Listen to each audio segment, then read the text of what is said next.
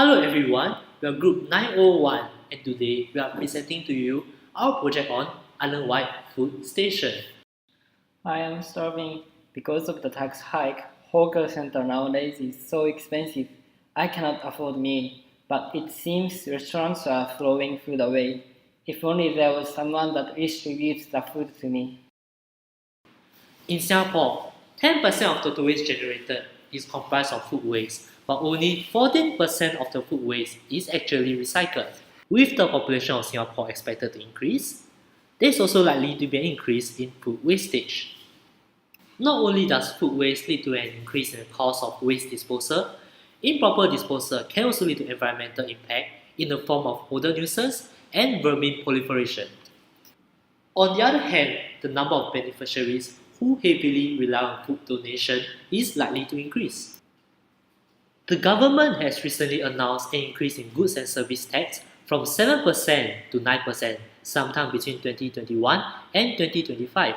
Household income growth has also been slower for the bottom half of the population versus the 50th to 90th percentile. The growing income inequality and the rise in cost of living may lead to a greater financial burden on needy Singaporeans. As the financial burden worsens for Singaporeans, we may see a rise in the number of beneficiaries who may not have access to daily meals. Who are the people involved in this problem? Identify four key stakeholders in this problem. They are the beneficiaries, the F&B outlets, the food redistributors, and National Environment Agency. I am a poor in Singapore. I am in need of food. My job is to obtain safe food at as low cost as possible. As a food and beverage outlet, I want to better make use of this surplus food as they are not able to meet the standard of the food to be sold in the restaurant. I am from a group of passionate and philanthropic food redistributors. Every day, we receive orders from nearby restaurants, collect surplus food from them, and redistribute it to the needy people. Sounds cool, but manually receiving orders is tiring. Collecting food is exhausting, and over time, we have lost the motivation to redistribute food. As the National Environment Agency, our job is to regulate the food retail industry in Singapore to ensure that food sold at retail outlets is prepared hygienically and thus safe for consumption. This is to protect Singapore's identity as a food paradise for the tourist. One of our jobs is to train food hygiene officers that help ensure food is prepared in a safe and hygienic manner, and also to help further enhance the hygiene and sanitation of their premises. Food prepared must be clean, wholesome, and staff must maintain good food and personal hygiene. Our second responsibility is to issue food shop licenses as well as appraise licensed establishment on their cleanliness. Should any shops fail to meet our standards, we will start issuing demerit points, and at 12 points, we can choose to suspend their licenses. Even though food waste is a severe issue in Singapore, there are few existing solutions to address the problem, and they are not very effective. We have identified three representative existing solutions. The first one is Food Bank Singapore. Established in 2012, Food Bank Singapore is an official member of Global Food Banking Network. It collects food from donors and redistributes to more than 130 member beneficiaries, such as family service centers, nearby activity centers, etc. The second one is Free Food for All Group. Established in 2015, FFFA is a registered charity that provides free halal meals to the needy, regardless of race or religion. The third one is NUS Buffet Response Team. Established in 2017, NUS Buffet Response Team is a Telegram group to inform NUS students of leftover buffets and their corresponding clearance time. So, how effective are the existing solutions? We will assess them based on how well the needs and concerns of the various stakeholders are addressed. The needy people want safe and cheap food to consume.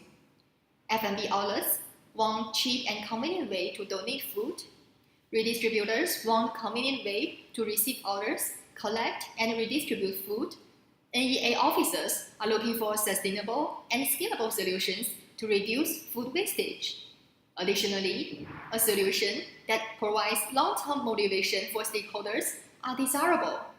Based on those criteria, we identified that all three existing solutions solve the needs and concerns of needy people by providing safe and cheap food. However, they are not effective in providing convenient, sustainable, and scalable food redistribution model to address the concerns of F&B outlets, food redistributors, and NEA officers. So, what do we propose? Introduce to you our solution, island-wide food stations. 7-Eleven is selected as the platform for food redistribution as it exists as a convenience store in Singapore with over 393 outlets, thus providing the accessibility that is critical to solving the problem. Each food station at 7-Eleven store is equipped with one mini fridge and one microwave oven, which are used to store and reheat food respectively. F&B outlets repackage and deliver the excess food to food stations at nearby 7-Eleven stores, where beneficiaries can then collect from there. In return, beneficiaries pay 10 cents a food collection, and the amount collected is used to subsidize and incentivize F&B outlets for their donation. Besides physical food stations at 7-Eleven stores island-wide, a mobile application is designed to optimize efficiency in the redistribution process. Sensors are embedded in food stations so that F&B outlets and beneficiaries can easily find food stations near to their current location for either donation or collection. On top of that, users are able to track the current stock of a particular food station.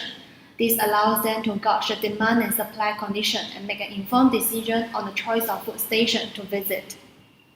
Moreover, F&B outlets are required to provide verification to participate in this program. This is to ensure that only verified F&B outlets who have met our food safety standards can donate their food.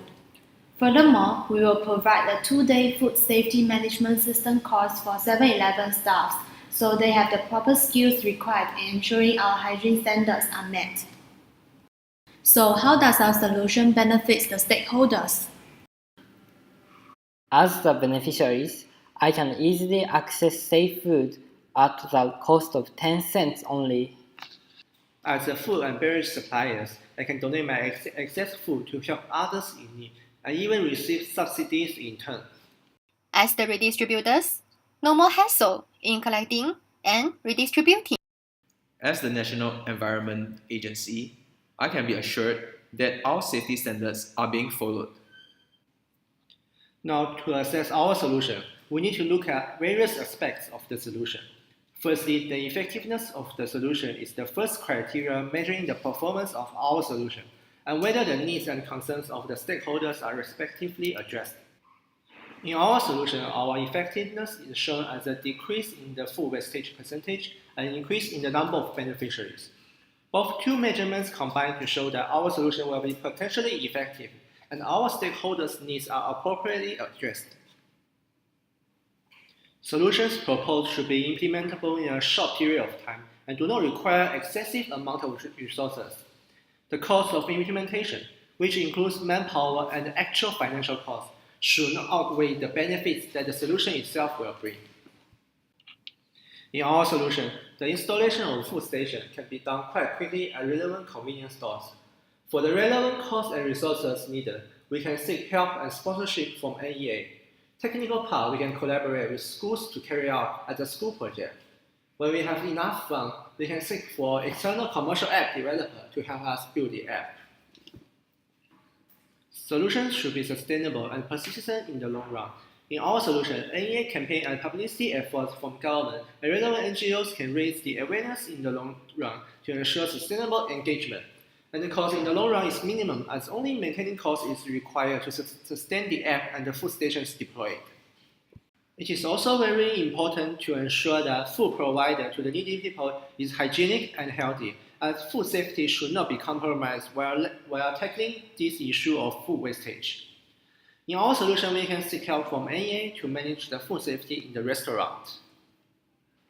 So, join us in our mission to reduce food wastage and ensure that there is affordable food for the needy.